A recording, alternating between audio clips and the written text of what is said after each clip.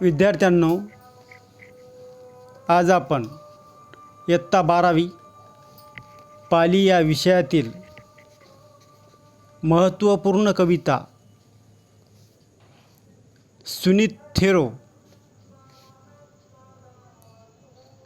मी प्राध्यापक दत्ता खडसे,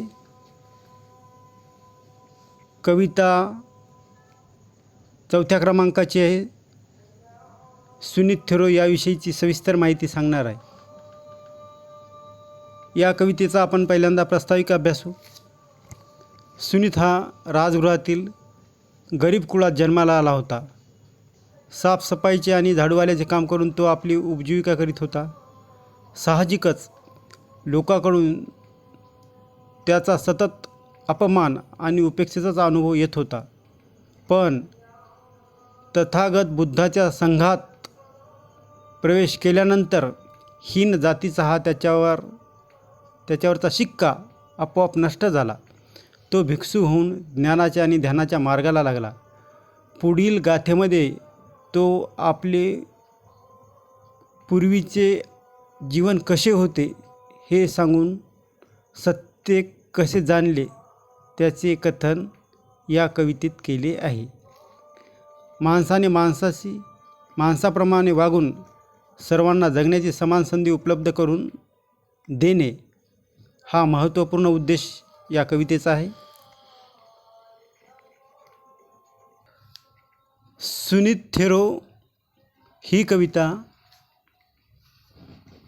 थेरगाथा या महत्त्वपूर्ण काव्यमय ग्रंथातून घेतलेली आहे. या कवितेमध्ये एकंदरीत 264 थेरांचे उद्गार आहेत. त्यांनी आपला जीवनात आलेला अनुभव कथन केलेला आहे. तो गाथेप्रमाणे आहे. प्रथमतः तुम्हाला मी पालीमधून सांगणार आहोत, नंतर त्याचा मराठी अनुवादसुद्धा सांगणार आहे. निचंग कुलमी जातो हं दलितो अपभोजनं हीनकम मम अस्सी ओहोसी पुप्पछयको. याचा मराठीमध्ये असा अर्थ होतो की सुनीत म्हणतो, मी दरिद्री अल्प भोजन करणारा अशा नीच कुळामध्ये जन्माला आलो होतो. माझे काम हीन प्रकारचे होते. मी केर कचरा साफ करणारा झाडूवाला होतो. दुसऱ्या गाथेमध्ये त्यांनी सांगितलेलं आहे, जिगुच्छितो मनुष्यानं परिभूतोच वभितो निचंग मन करित्वानं वदिसंग बहुकंग जनंग. याचा असा अर्थ आहे, मनुष्यांनी माझा तिरस्कार केला, अपमान केला, निंदा केली आणि घृणाही केली, तरीही मी नम्रपणे अनेक लोकांना वंदन केले. तिसऱ्या गाथेमध्ये अत्थदिसो संबुद्धो भिक्खुसंग पुरकतं पविसतिं महावीरं मगदानं पुरोत्तमं. तेव्हा सम्यक संबुद्ध त्यांच्या भिक्षू संघासह उत्तम अशा या पुरुषाच्या मगध प्रदेशात प्रवेश करताना मी पाहिले. नंतरच्या गाथेमध्ये सांगतात, निक्षिपित्वानं वाभिगं वंदितुं उपसंकमिं ममेव अनुकंपाय अट्ठासी पुरुषोत्तमो. याचा अर्थ असा होतो की सुनीतने झाडू बाजूला ठेवला, वंदन करण्यासाठी तो भगवंताजवळ गेला व तेव्हा माझ्यावर अनुकंपा करून ते उत्तम पुरुष भगवंत तेथेच थांबले.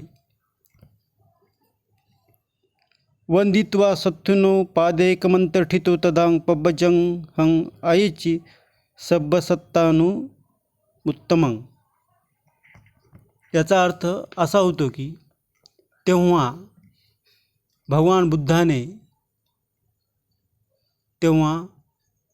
त्या भगवान बुद्धाच्या पायाला वंदन करून एका बाजूला उभा राहिलो आणि सर्व प्राण्यामध्ये श्रेष्ठ अशा भगवान बुद्धाला मी प्रवृत्तीची याचना केली असा सुनीत म्हणतो. नंतरच्या गाथेमध्ये ततो कारुणिको सत्था सब लोकानुकंपो येही भिक्कुती मग साम्य असुपसंपदा. याचा अर्थ असा होतो की तेव्हा सर्व लोकांवर अनुकंपा करणाऱ्या महाकारुणिक भगवान बुद्धाने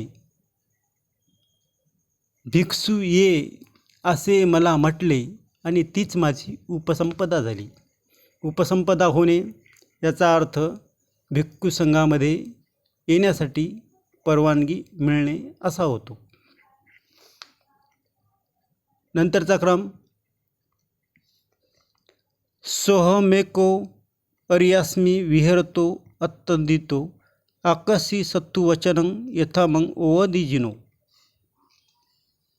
सुनीत म्हणतो तेव्हा मी एकटाच त्या अरण्यामध्ये सक्रिय होऊन विहार करीत असतानाच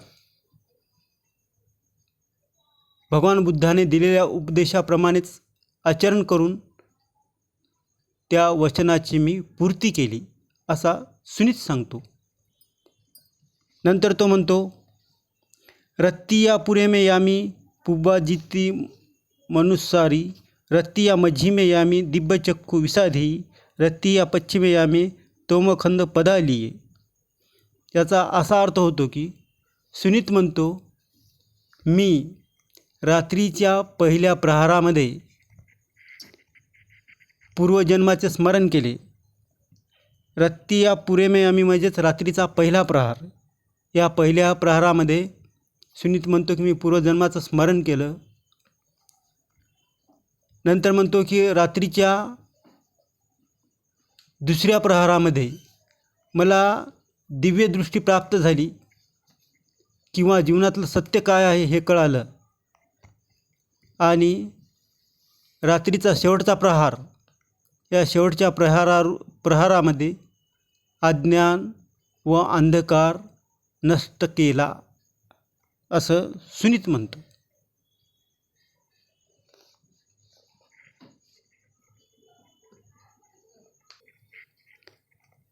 ततो रत्या विवसनं सूर्यस्य सुगमनं पती इंद्रो ब्रह्मच अगनत्वा मग नमस्सेसुं पज्जली.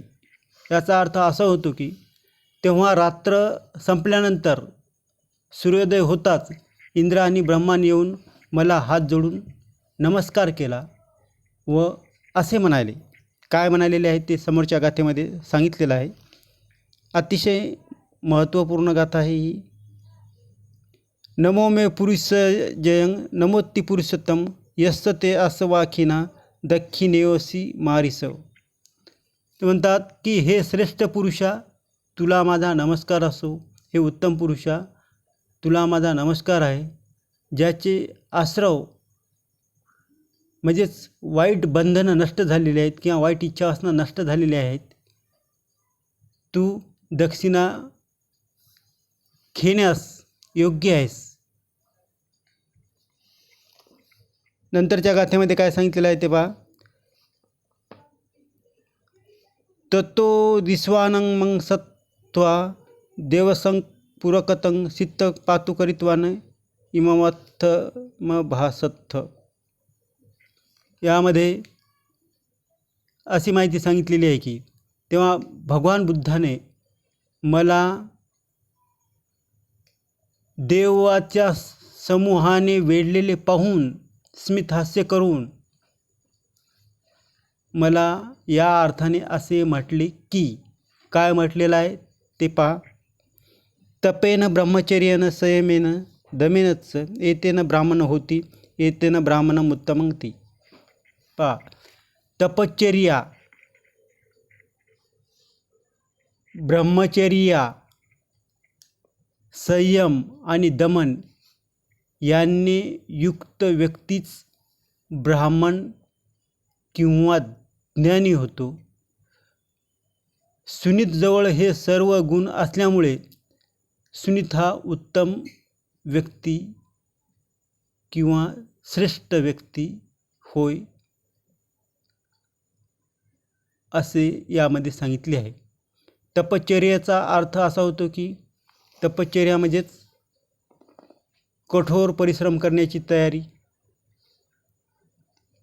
माणसाला यश मिळवण्यासाठी तपश्चर्येची अतिशय आवश्यकता आहे, कठोर परिश्रमाची आवश्यकता आहे. तसेच ब्रह्मचर्या,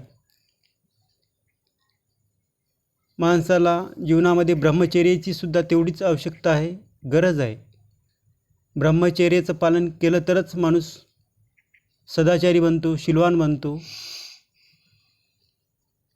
तसेच संयम, संयम हा ज्ञानप्राप्तीसाठी अतिशय आवश्यक आहे. संयम असेल तरच माणूस आपल्या ध्येयापर्यंत पोहोचू शकतो. संयमही तेवढाच महत्त्वाचा आहे. आणि दमन, माणसाला आपल्या वाईट चित्ताचं योग्य वेळी दमनसुद्धा करता आलं पाहिजेत. हे सर्व गुण सुनीतजवळ असल्यामुळे सुनीत हा श्रेष्ठ होता, उत्तम होता, ज्ञानी होता, असं या कवितेमध्ये सांगितलेलं आहे.